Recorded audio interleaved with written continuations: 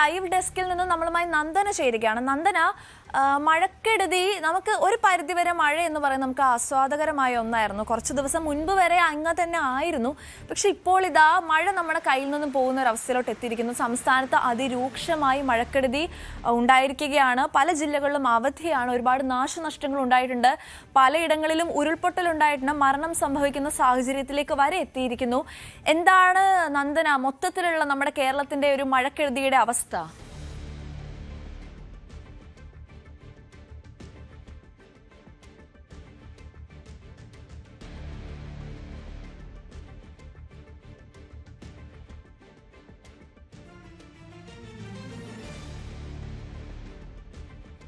ഒരു കാലത്തൊക്കെ മഴ എന്ന് പറയുന്നത് നമ്മളൊക്കെ ഒരുപാട് ആസ്വദിച്ചിരുന്നു. ഞാനാണെങ്കിൽ പോലും ഒരു മഴ വരുമ്പോൾ അല്ലെങ്കിൽ നീണ്ടു നിൽക്കുന്ന ഒരു മഴ വരുമ്പോൾ ഒരു അവധി കിട്ടാൻ വേണ്ടി ആഗ്രഹിച്ചിരുന്നു. രാവിലെ എഴുന്നേറ്റ് TV ഓണാക്കി കളക്ടർ അവധി പ്രഖ്യാപിച്ചിട്ടുണ്ടോ എന്നറിയാനുള്ള ഒരു കാത്തിരിപ്പിലൂടെ ഞാനും പോയിട്ടുണ്ട്.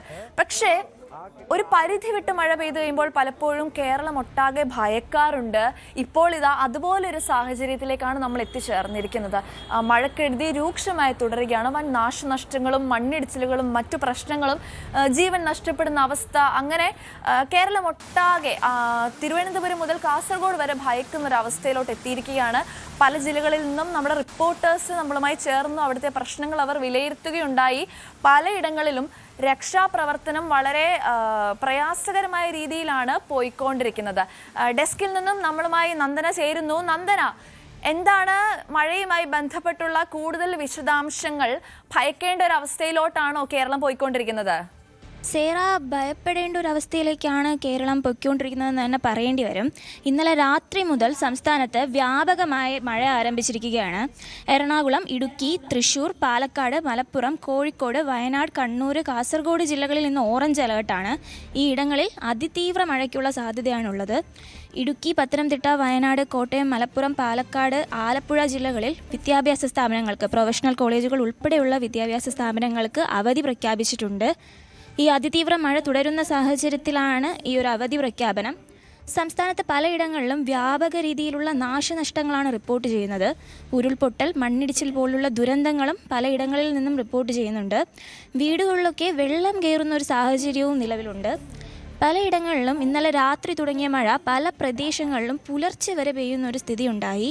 ഇന്ന് രാവിലെ 4 മണിക്ക് വന്ന പുതിയ അലേർട്ട് പ്രകാരം ഇടുക്കി, എറണാകുളം, തൃശൂർ, പാലക്കാട്, മലപ്പുറം, കോഴിക്കോട് എന്നീ ജില്ലകളിൽ അടുത്ത 3 മണിക്കൂറത്തേക്ക് അതിതീവ്ര ജാഗ്രതയാണ്, അതായത് റെഡ് അലേർട്ടാണ് പ്രഖ്യാപിച്ചിരിക്കുന്നത്.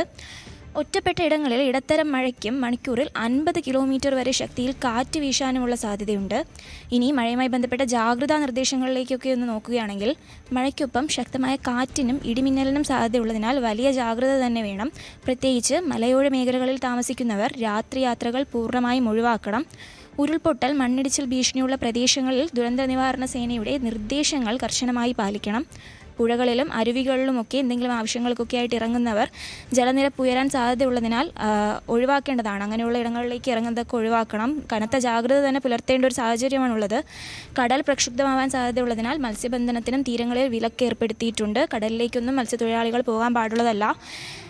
മൊത്തത്തിലുള്ളൊരു സാഹചര്യം നോക്കുകയാണെങ്കിൽ സംസ്ഥാനത്തൊട്ടാകെ അതിതീവ്ര മഴ തന്നെയാണ് വരും ദിവസങ്ങളിൽ പ്രതീക്ഷിക്കേണ്ടത്. സേറ, ന്യൂസ് ഡെസ്കിൽ നിന്നും നന്ദനയാണ് നമ്മളോടൊപ്പം ചേർന്നത്. നന്ദന പറഞ്ഞതുപോലെ തന്നെ ഭയപ്പെടേണ്ട ഒരു അവസ്ഥയിലേക്കാണ് നമ്മുടെ മഴക്കെടുതി പോയിക്കൊണ്ടിരിക്കുന്നത്. അതുകൊണ്ട് തന്നെ തീരദേശത്തുള്ളവരും എല്ലാവരും മഴയുമായി ബന്ധപ്പെട്ട മുന്നറിയിപ്പുകൾ പാലിക്കുക.